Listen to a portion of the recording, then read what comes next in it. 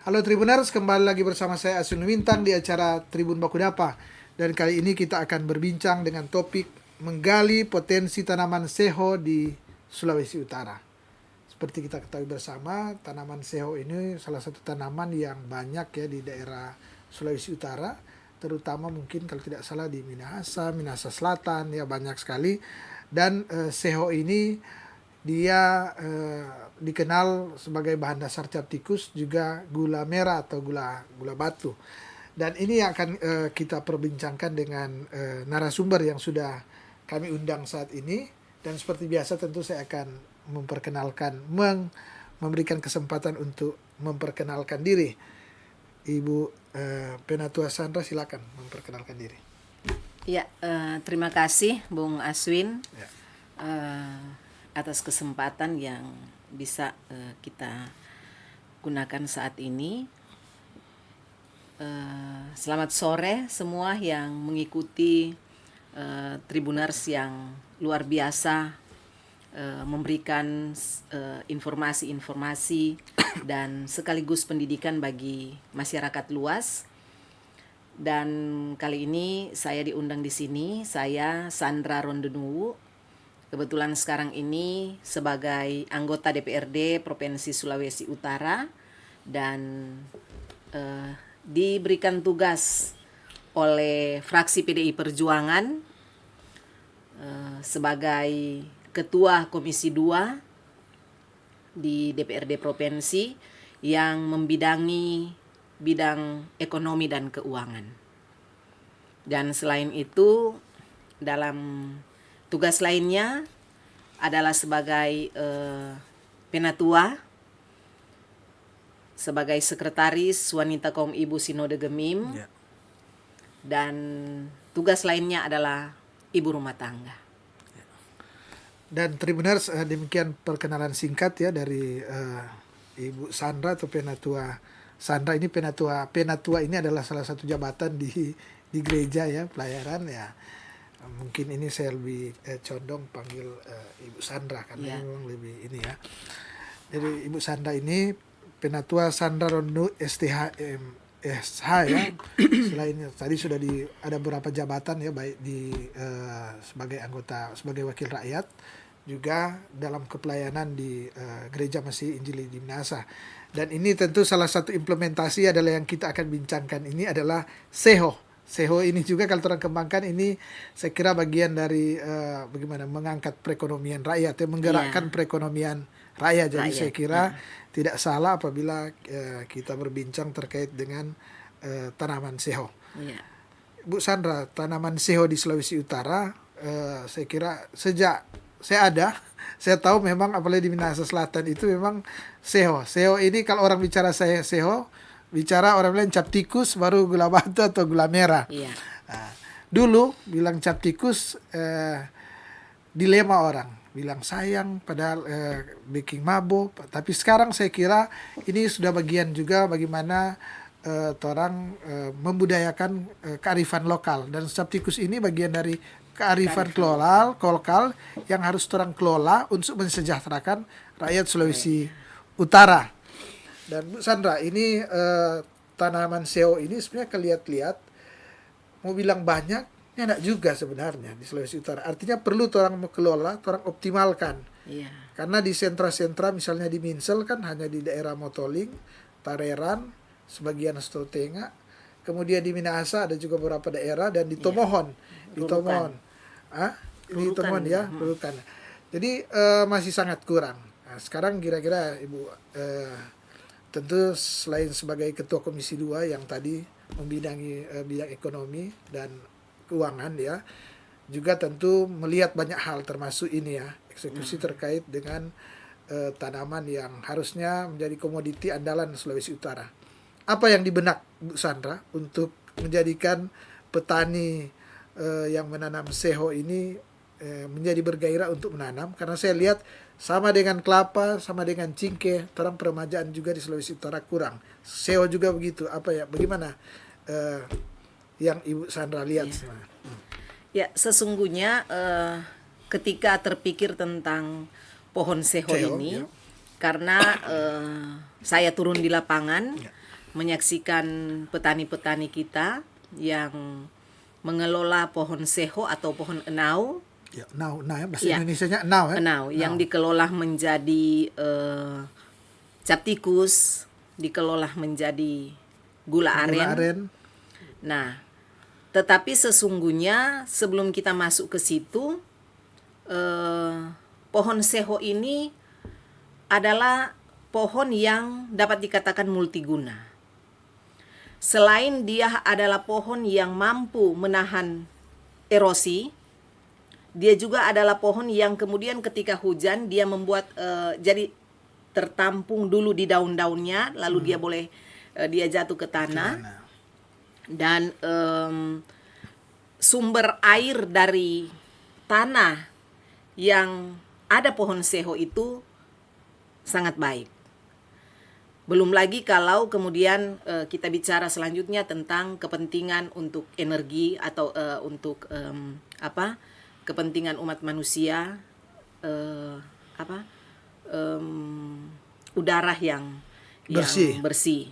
Nah, sementara kita di Sulawesi Utara, kalau bisa dikatakan bahwa pohon seho adalah pohon yang sudah menjadi budaya, sudah melekat dengan orang Sulawesi Utara. Di mana-mana ada pohon seho. Bahkan kalau datang kepada para petani, mereka mengatakan ya tinggal dilempar saja dia tumbuh begitu. Nah, tapi kemudian saya berpikir juga tentang kondisi Sulawesi Utara yang memiliki lahan kritis. Nah, lahan kritis sesuai dengan catatan BPS, karena saya belum dapat data di tahun 2020 ini.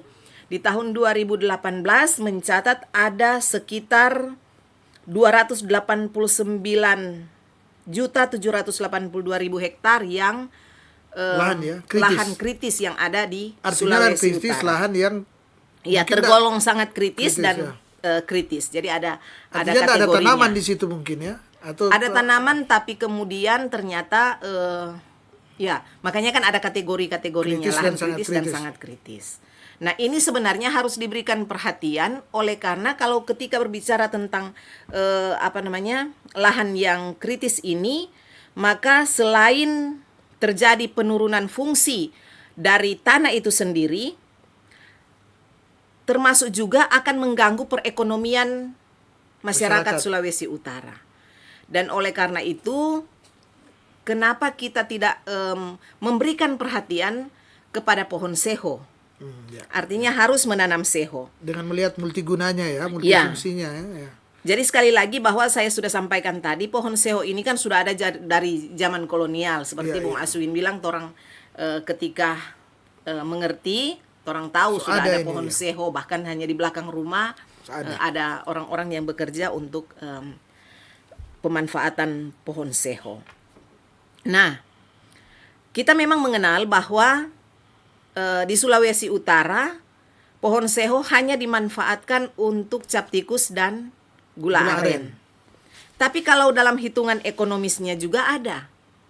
Kalau untuk cap tikus.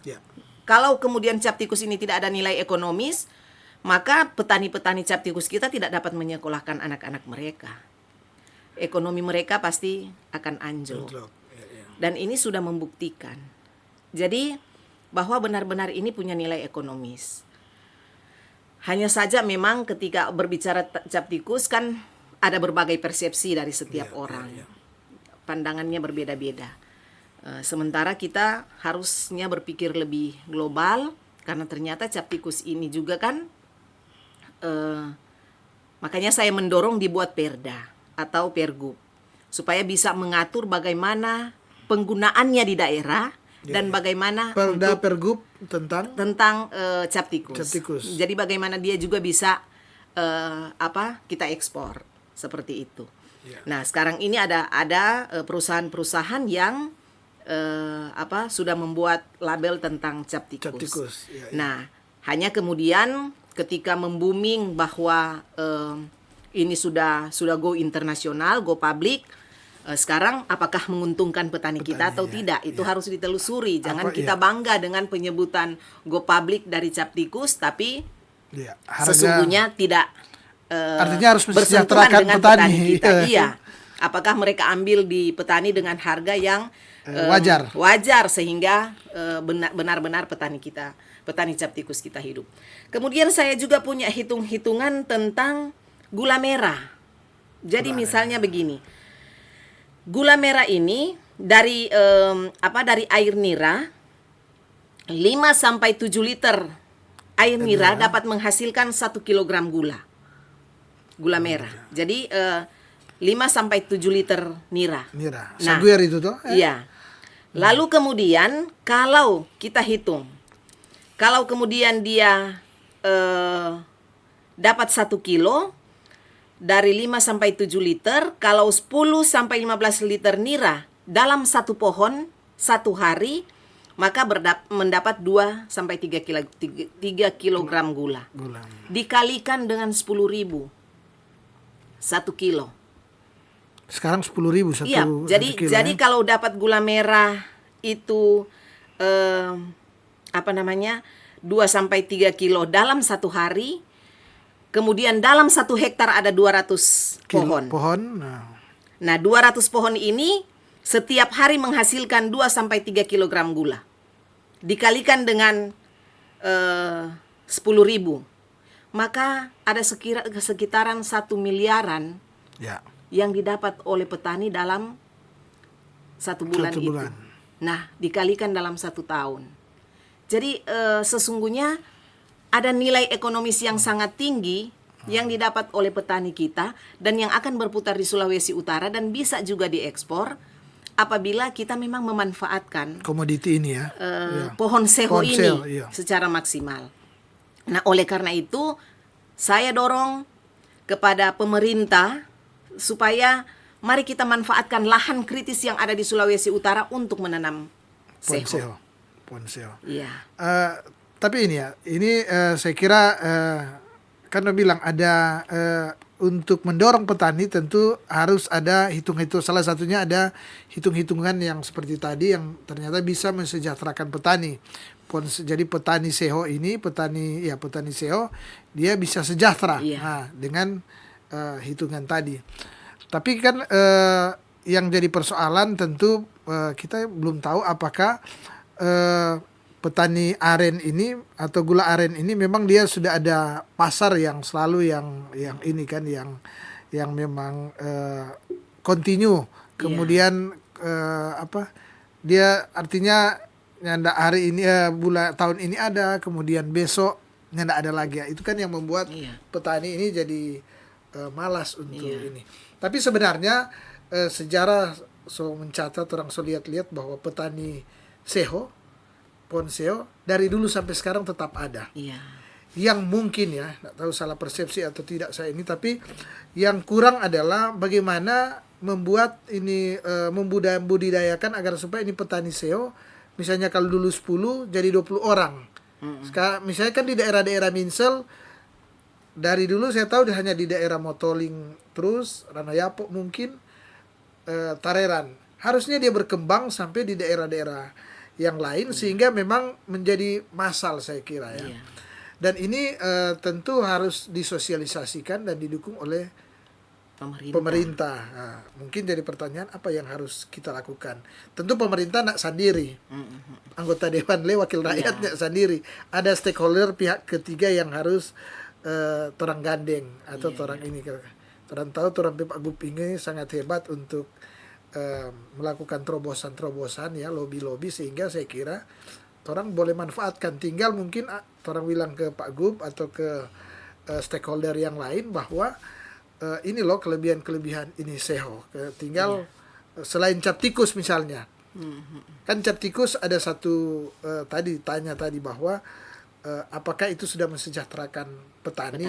Apakah Captikus atau bahan dasar minuman Captikus ini memang betul-betul diambil dari petani sehingga itu kan yang orang lihat lagi sehingga ini bisa mensejahterakan petani. Kan yang orang mau bahwa ini dia dengan harga yang wajar, kemudian kalau dia sudah dikelola seperti sekarang ini, so nyanak sambarang orang ini kan, kalau dia Betul.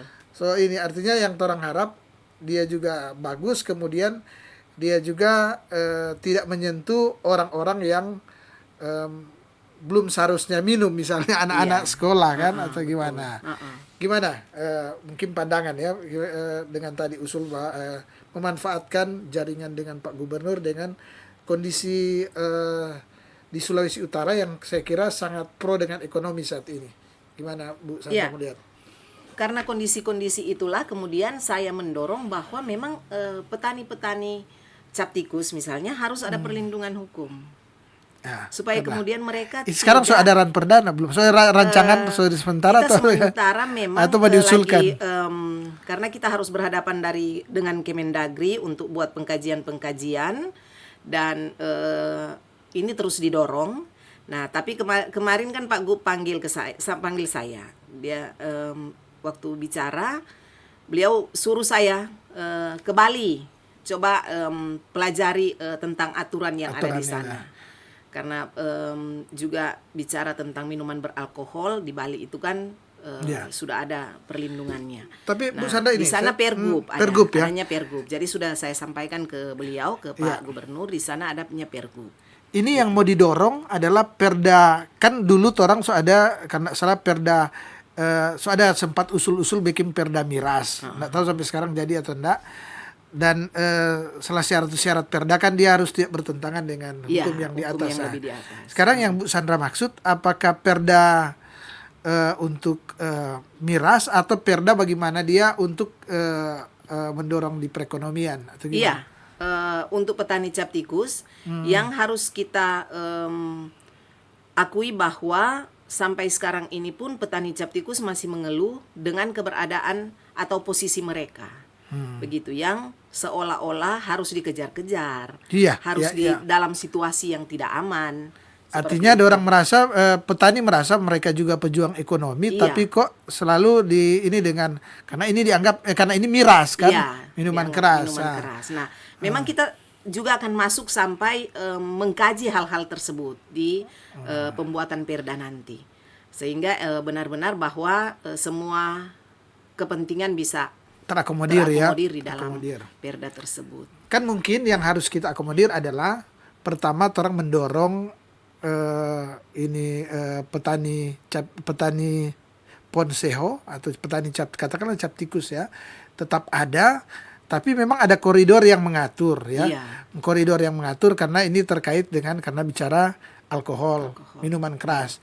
Tapi bagaimana juga di perda yang saya kira harus mendorong bagaimana supaya, kan ngapain kita suruh petani tanam kemudian orang tidak mengatur regulasinya, kemudian dia juga untuk bagaimana dia punya perdagangan tata niaga lah atau apa kan bahasanya di dewan, sehingga jangan seperti tadi ada kesan bahwa orang ini tidak menghidupkan paling tidak menghidupkan keluarga, tapi selama hidup merasa seolah-olah melakukan pencurian di ini dengan ini kan dilema. Mungkin ini juga yang membuat petani-petani ponseo ini dari dulu cuma dompet keluarga kok berkembang, tidak ada menyebar karena ada yang petani yang secara tradisi, secara kultur mengalami itu mungkin tahan banting ketika ini.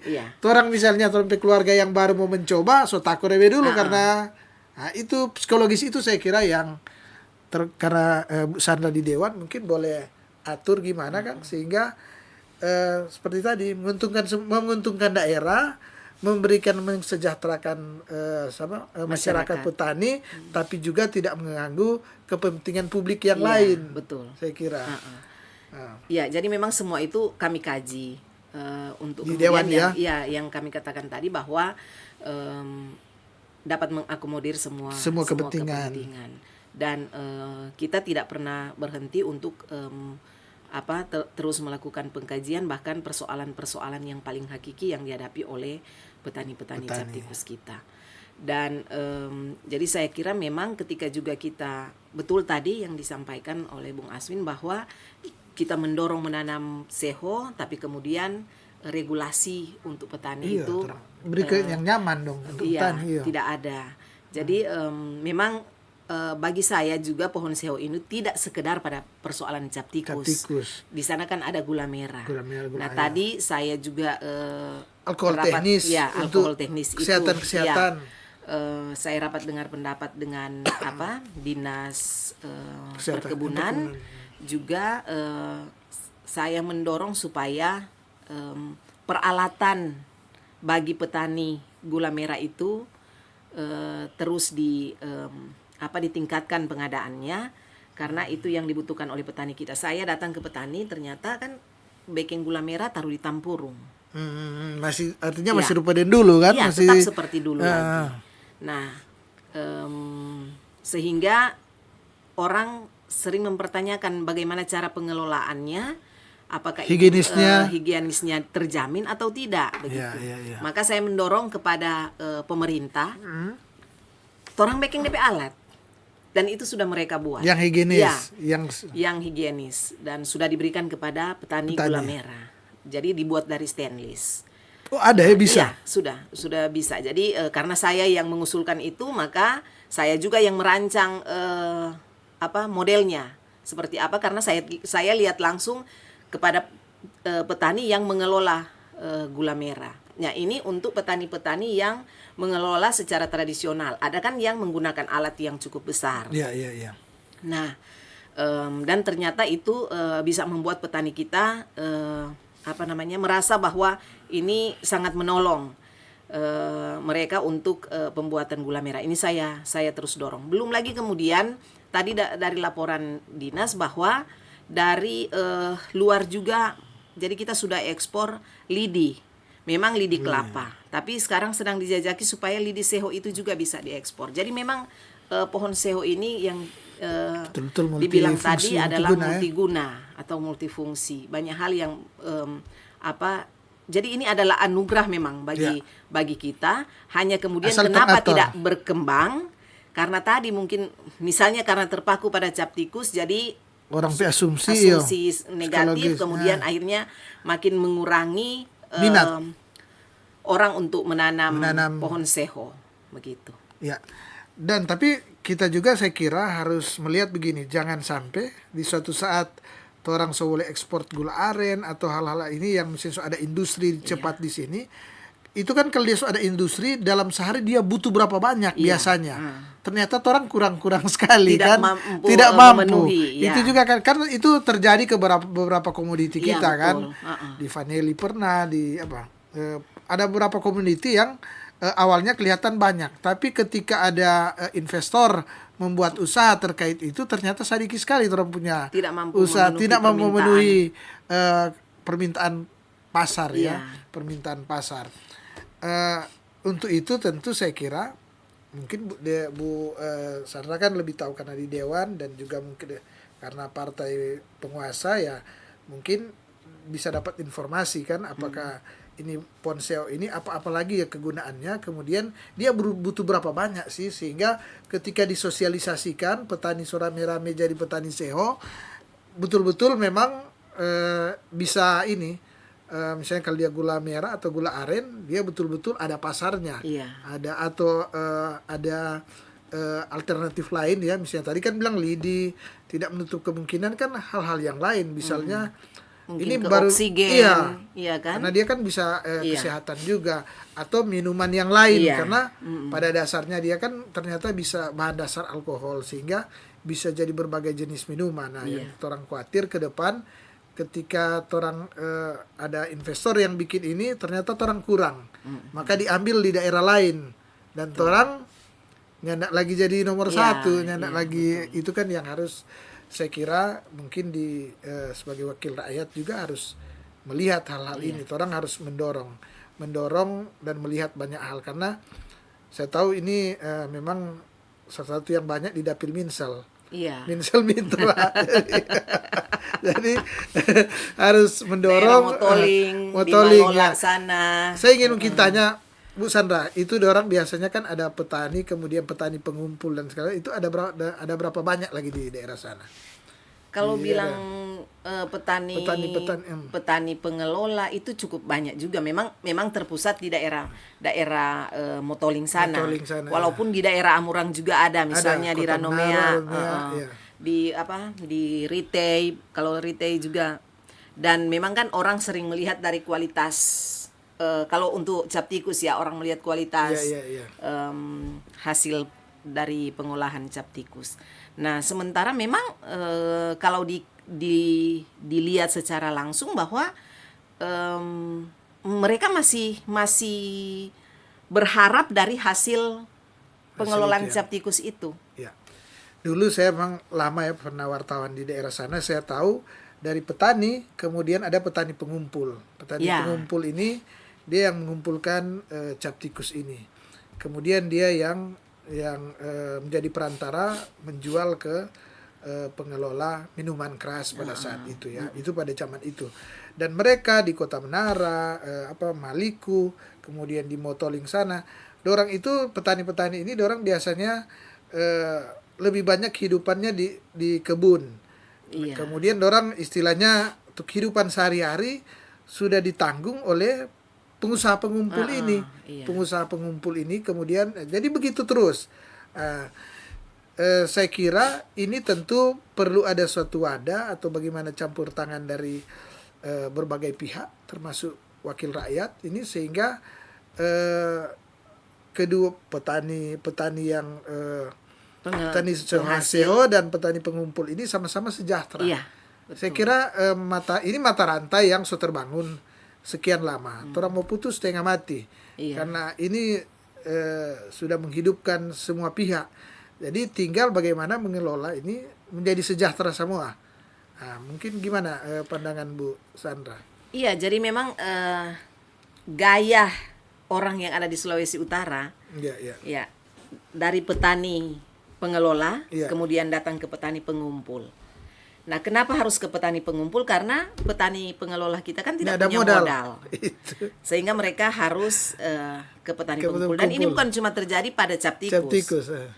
Di kopra juga begitu toh.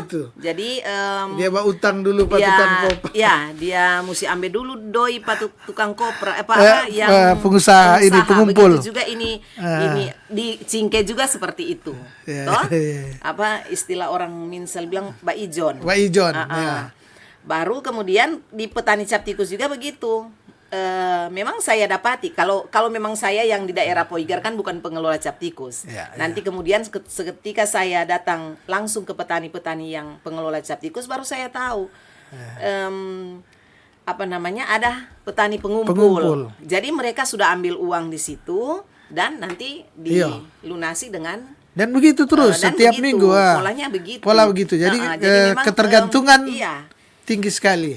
Nanti kemudian kalau petani ini sudah merasa punya modal ya dia sudah sendiri lagi dia kumpul sendiri lagi. Iya, dia jadi pengumpul. Jadi memang juga mekanisme ini, alur ini harus juga diatur sebenarnya supaya kan sama-sama merasakan nilai ekonomisnya dan sama-sama merasa untung. Nah, karena itulah kan tadi dalam percakapan ketika juga ada muncul cap tikus 78, pertanyaannya apakah menguntungkan petani? Betul. Apa dong ambil apa diambil kepada petani atau mereka sudah kelola sendiri begitu. Jadi jangan kita orang saya berpikir mereka ambil di pengusaha pengumpul kan. Saya berpikir mereka ambil pengusaha pengumpul. Jangan timpang DP harga misalnya kan. Itu orang juga harus mengecek harganya berapa sih. Iya, betul. Pak Niko Like Ambe harga berapa, kemudian sehingga saya kira perlu transparan juga. Itu juga akan dicari tahu. Kebetulan saya di Komisi 2. Adalah bagian dari kami. Betul. Sehingga kami saya sudah sampaikan ke teman-teman. Artinya kami yang harus didorong adalah jaringan ini sejahtera semua saya kira. Petani pengelola sejahtera, petani pengelola yang tidak ada modal, dia cuma modal dia punya usaha itu, dia punya keterampilan dalam ini, kemudian pengusaha pengumpul. Karena yang kaya-kaya, yang banyak doi ini kan pengusaha pengumpul ini ya, dan orang yang atur nih harga ini dia. Orang yang atur nih harga ini. Artinya orang tidak akan memusuhi siapapun ya, ini bagian.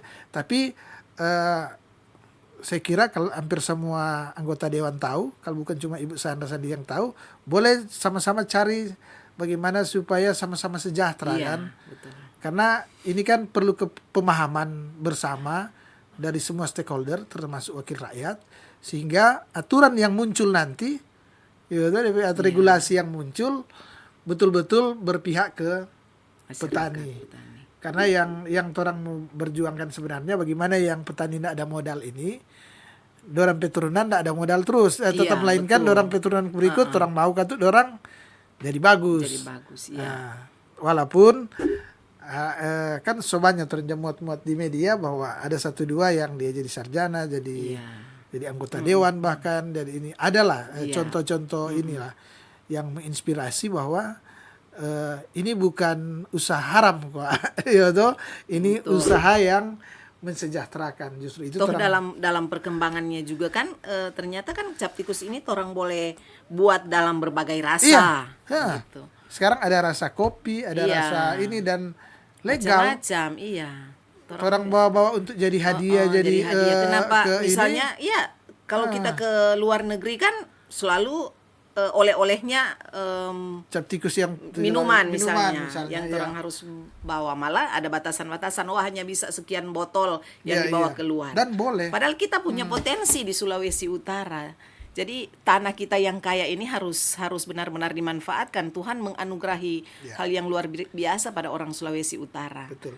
Saya kira boleh karena sekarang kita kemarin kebetulan keluar daerah, kita bawa 2 botol, cuma 2 botol, pengen tembus di pesawat, tidak ada yang itu, karena hanya untuk ini. Artinya gini, saya mengatakan bahwa berarti secara regulasi itu aman untuk ini, karena untuk jadi bahan bagian dari kearifan lokal untuk kalau orang keluar Sulut bawa kasih orang saudara atau siapa saja, sehingga kalau atau jangan-jangan karena Bung Aswin jadi bisa keluar. Oh enggak, saya lihat semua ini dia. Kita lihat semua.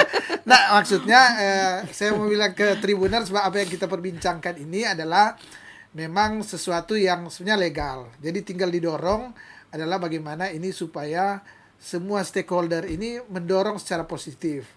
Tentu saja tuh sengaja tadi saya Tribuners bilang bahwa itu ada petani pengelola, ada petani pengumpul. Maksud saya supaya semua stakeholder memahami ini bagaimana ini cap tikus ini dia model bagaimana dia proses. Orang tahu semua, saya kira terbuka aja DP model bagaimana. Kemudian siapa sih yang jadi yang tetap miskin di sini yang perlu orang perjuangkan. Saya kira itu yang ini, karena pura-pura ini juga bagian dari bagaimana orang mensejahterakan masyarakat banyak, sehingga saya kira dengan apalagi ini ada program gubernur yang kembali Bakobong menanam. Itu juga jadi cocok dari orang punya pembicaraan yang salah satu yang perlu ditanam selain kelapa, cengkih, komoditi lain juga ini Ponseho ini. Nah, mungkin jadi pertanyaan sekarang bagaimana ini. Nah, itu tadi pertanyaan pertama adalah apakah semua anggota dewan memahami ini dia, kemudian bagaimana Ibu Sandra selaku anggota dewan memperjuangkan. Jangan-jangan mau berjuang sendiri nih setengah mati nih dia kalau orang belum tahu ini bagaimana sih dia. Ya, saya kira kan rekan-rekan juga banyak juga punya yang tahu pemahaman yang ingin supaya mengangkat perekonomian dari masyarakat Sulawesi Utara dan menciptakan kenyamanan bagi masyarakat, terutama petani-petani. Jadi saya kira mereka juga paham tentang hal ini. Saya juga sudah berbicara sedikit tadi tentang hal ini, dan saya lihat teman-teman komisi saya di Komisi 2 memahami tentang hal ini. Ya. Tribuner, saya kira bincang-bincang ini menarik dan tentu banyak hal Bu Sandra yang belum kita perbincangkan, masih banyak tentu yang belum kita perbincangkan, tapi dibatasi dengan waktu juga kita di bincang-bincang ini. Karena itu seperti biasa sebelum saya menutup bincang-bincang ini, saya berikan kesempatan ada closing statement dari Bu Sandra, silakan. Ya, Tuhan sudah menganugerahkan kita tanah Sulawesi Utara sebagai tanah yang subur. Dan karena itu mari kita manfaatkan anugerah Tuhan yang luar biasa ini, termasuk diantaranya ketika Tuhan menganugerahkan pohon seho bagi masyarakat Sulawesi Utara.